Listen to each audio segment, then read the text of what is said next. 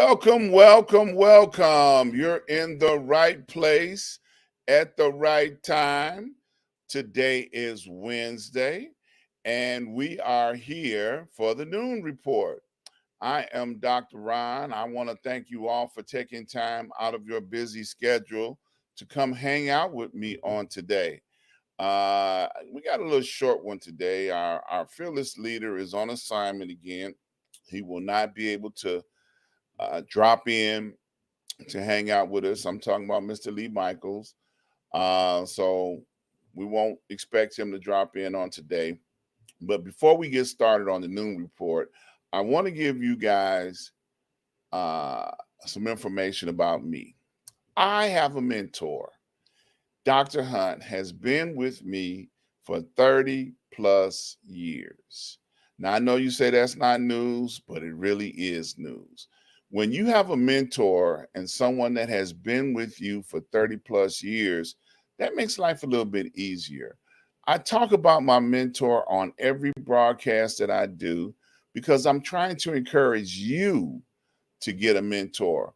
If you get a mentor, someone that can help you with all of the things that you have going on in your life, it makes life a little bit easier to navigate. So that's why I talk about my mentor and encourage you to get a mentor. So get you one and then get a show and shout them out. How's that? So today on the news brief today, I want to talk about a couple of things that's going on in the world arena. You know, I have noticed on this last week, since we were last on the air, there were a lot of disasters that took place worldwide. One being a disaster that took place with an earthquake, which they're now talking at least 40,000 people have passed away in Turkey and in Syria. You know, it's very difficult to have world relief organizations, you know, stopping by, dropping in to try and help and assist some of the disasters that are taking place in that country. And one thing that I will applaud them on, that they have allowed these relief organizations to come into their country to help them try to bring rescue and aid to some of the people that have been trapped inside these buildings. Usually politics gets in the way. Oh, we don't want your help. Oh, you know, don't come into our country. But now they have opened up their borders to allow people to be able to come into their country from day one. They have not turned down any help.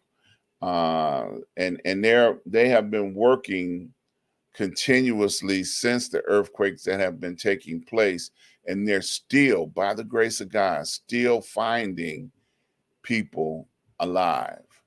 So that's not normal. After a week, they usually, you know, start turning it into a rescue, from a rescue to just recovery. But because they have been diligently looking and finding people continuously throughout this whole disaster. So that's one of the things that I wanted to talk about. And of course, I want to send out prayers to all of the families and loved ones that have lost family members in these regions in this disaster. One of the things I want to talk about also is the mass shooting in Michigan State University. In, you know, just on yesterday, there's another mass shooting. When are we going to get tired of these mass shootings and begin to put laws in place to protect our young people and all people that are the victims of these mass shootings? You know, gun control, you know, gun lobbyists, they fight. Oh, no, no, no. If I had a gun and he had a gun, then one of us gonna wind up dead and the other gonna wind up alive. But it's not usually the situation. People that attack masses of folks don't wind up attacking crowds of people that are sitting around with guns waiting on them to show up. So I think we need to change the mentality a little bit of how we see how guns are effective for good in this country. I haven't seen any good. All I've seen is disaster and death. So shout out to all of the families, the victims, the people that are hurt over in Michigan that are dealing with this situation that just occurred recently. Just the last couple of days, they were talking about yesterday, all day yesterday, all of the situations that took place.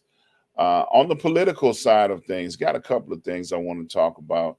I was looking at the New York Times today, and I noticed that Mike Pence has been subpoenaed to testify about what he knew about the January 6th uprising. And he's fighting the subpoena. He wants to exert executive privilege that, I don't want to testify. I don't want to talk about it, even though his life was in danger as well. So I don't know if I was Mike Pence and I had to go into hiding immediately after the government was installed from something, that I was involved in because he had a procedural part to play in the installation of the new president. And all of a sudden there was a riot. They call it a parade. No, it was not a parade. It was an uprising. And they have proven that. And then I had to go into hiding. If I was Mike Pence, I'd be one of the first people wanting to testify. Like, yeah, they tried to kill me. Okay. And, one of the people that were shot trying to get into the chamber was from one of his Secret Service that were there to protect him. So, without his Secret Service being there, it would not have been shots fired. And there was shots fired. Okay. So I don't know. I don't think I would be wanting to try and hold up loyalties to anybody that's responsible for putting me and my family, because he had his family there, in harm's way. Something else that I saw in political news today, Nikki Haley is running for president. She announced that she was going to run for president. So far, on the Republican side, so far, the only person that has announced on the Republican side thus far has been Donald Trump. Well, with all of the, um, what would you say, legal situations that he have, um, espionage charges against him, he may not actually be able to run. But Nikki Haley has thrown her hat in the arena, and she wants to jump out there and establish herself as a front runner for Republican attention towards being a president. Also, news in the political arena. We have Senator Dianne Feinstein, 89 years old, trailblazer from California, Democrat, first elected in 1992. She will not be seeking reelection. That's something that the Democrats, I'm sure, have taken into account, that they need to put somebody in that seat that's a Democrat in order to, keep a Democrat representative in that seat out of California. Now, traditionally, California um, definitely votes Democrat in certain parts. Now, they got some Republican strongholds, but I'm sure the Democrats will cause someone to get that seat. Prosecutors investigating Donald Trump's handling of classified documents are seeking his lawyer's testimony, suggesting evidence of a crime. So that would not surprise me not one bit, that Donald Trump, being the crook that he is, would have crook lawyers. So now they're investigating his lawyers to find out what their involvement was or is in relationship to Donald Trump and those documents. Now, it was very difficult for Donald Trump to find attorneys in the first place to work with him on dealing with those classified documents. But now, now that they're starting to subpoena lawyers, he gonna have a hard time trying to get somebody to work with him going forward because hey, they're like, nope, everything you touch goes to jail. We're not doing it. And you know, and then thinking about it, there was an attorney that he had when he was dealing with the stripper situation, you know, or the porn star, the payoff to her. He went to jail trying to protect, you know, Donald Trump. So, you know, Giuliani's going to jail, you know. So anybody that says they represent Donald Trump could definitely, you know, have a short-lived history as an attorney because they're going to wind up being investigated and maybe even serve time, you know. So it's not a good thing, you know, being Donald Trump's attorney. That's not, you know, that's not something you want on your resume. Well, what did you do in your career? Well, I represented Donald Trump, went to jail for 6 years. His accountant went to jail. And if he wouldn't have had a plea agreement, he would have got more time, but he's gonna serve time. Anybody associated with Donald Trump is going down. They ain't playing. This United States government is definitely, you know, putting spotlights on Trump and his associates. And I'm glad. I'm just going to say it out front. Yes, I'm glad. Because, you know, the United States of America was established on a gangster mentality. So they felt like they can come over here and take anything and everything from anybody that was here, and they did. And they've been gangster mentality ever since. So the rich keep getting rich, the poor keep struggling. They built this country off of the backs of indigenous people and people of color, blacks.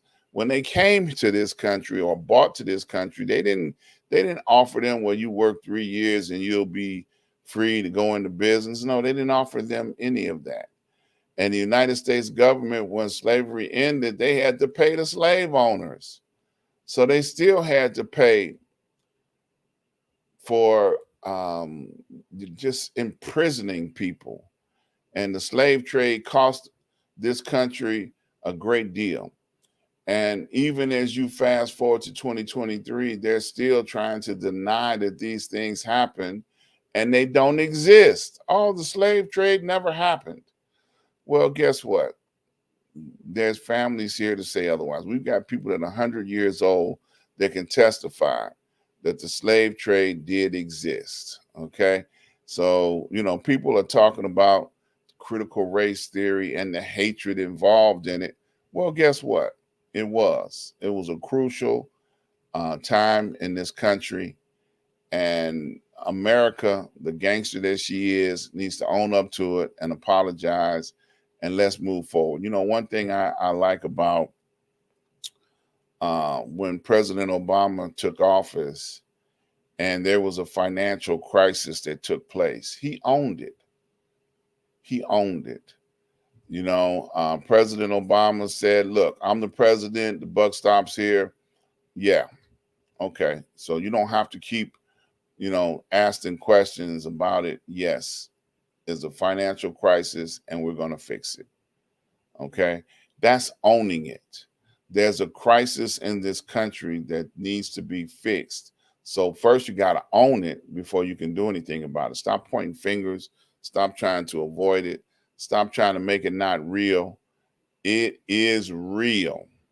Okay. The crisis in this country came about from the mentality of the people in this country. Plain and simple. All right. Want to talk about, let's see, what else do I see on the New York Times here? You know, I want to talk about this week being a week of love. I've been every show that I've had love themes all the way since the weekend. And this the day after, the day after Valentine's, or, Love Day as they call it. And I want to just encourage people to continue with the spirit of love in this country. The government needs to act out of love. The government doesn't need to act out of the rich get richer and the poor stay poor. We need to consider the fact that if you have love for the people that you serve, then you will make decisions out of love instead of out of greed. Okay, so I would encourage people to get love in their hearts and let's make some changes. Just like the people that responded to Turkey and Greece, Syria and Greece, I'm sorry, for that disaster, they showed up over there because love and their skill level allowed them to be able to go and be able to work tirelessly around the clock to try and save as many lives as they possibly can. Well, if we allow that same type of mentality to exist in our hearts and our governments, we would understand that more people would survive, more people would, benefit from our governments because they're operating out of love. Act like it's a disaster that needs to be, people need to be rescued. And that's what we need to have: love in our heart and love in our minds and spirits, so that we can say we need to rescue as many people as we can and help as many people as we can. Now, I know it's a stretch. Some people don't know what love is. Some people don't understand about love, but it's something that you need to consider that could possibly make the police need to police out of love. They shouldn't go out there and say, well, I'm going to try and destroy as many people today as I possibly can. That should not be their mentality. And if they get rid of that mentality, then it would make it much easier for police not to be the enemy and to do their job and help people that are in need and need to have someone to serve and protect, not fear. Okay. So I'm through ranting and raving for today. Like I said, Mr. Lee Michaels was not able to make it to the show today. He sent me a text earlier that he was definitely had to work on assignment. I want to encourage you, if you're thinking about doing a broadcast, I want you to think about Street News Now. Street News Now has a whole network here where you can bring your show over here, and we have a whole team of people that can help you put your show together and help you become the broadcaster that you want to be. It is an opportunity that exists here that you can take advantage of, working with some of the best in the business. So go over to streetnewsnow.com, fill out a form. There's a form you can fill out, and you can request to do a show on this network. So definitely go over, check it out, fill out the form, and somebody on the administrative staff will get in touch with you to help you put your show. Now, move fast on this because there's a lot of slots available now, but the slots will begin to fill up. If you like to put a show on before my show or after my show or some other time, that's the time to jump now. Get out there and make your show happen, because we have the availability to help you broadcast your show to all over the world. And Street News Now is a great network to do it on. Also, if you are a news person on the ground and you want to offer coverage of what you're seeing as you are out and about in the communities, wherever you live all over the world. This is the place to send your broadcast to. We got a place for you. So keep all that in mind. I also want to encourage you guys to subscribe, like, and share. Subscribe, like, and share. This is the Street News Now, and this is a place where you can find a home and you can also tell people about what we're doing over here, because this is a good place to do it. Street News Now is a wonderful place. Now, let me clarify, because I had a conversation with a young lady earlier that did not understand that subscription does not cost you a penny. All you got to do is hit that little button and subscribe. And if you want to make contributions, you can. If you don't want to make contributions, that's okay. Just subscribe, like, and share, and you'll be able to tune in every time we go live. You'll have an opportunity to see what manner of foolishness I may be acting up on. Okay. I do my best to try to, make y'all enjoy what's going on over here. So, that being said, that's our show for today. Appreciate you all stopping in. Be sure to like and share the show with somebody, tell somebody about what's going on. And I absolutely look forward to seeing you guys on next week. So that's it for today. Take care. Peace.